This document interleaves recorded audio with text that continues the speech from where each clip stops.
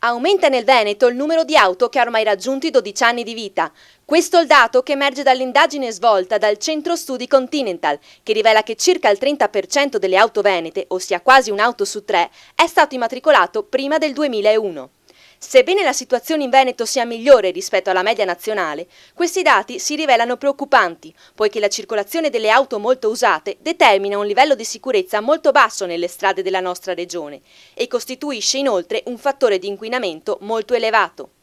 La crisi economica e la conseguente mancanza di lavoro rendono inutili gli incentivi forniti dalle case automobilistiche per sostituire le vecchie automobili. Per ovviare ai pericoli derivanti dalla scarsa sicurezza e ai danni ambientali, è indispensabile curare di più la manutenzione delle auto ed eventualmente trasformare l'alimentazione della stessa in metano o GPL. Ma la difficoltà economica impedisce a moltissime famiglie di mettere in preventivo anche queste spese. Pertanto è bene effettuare un controllo sistemico delle proprie auto, poiché anche dei piccoli accorgimenti molto spesso si rivelano necessari.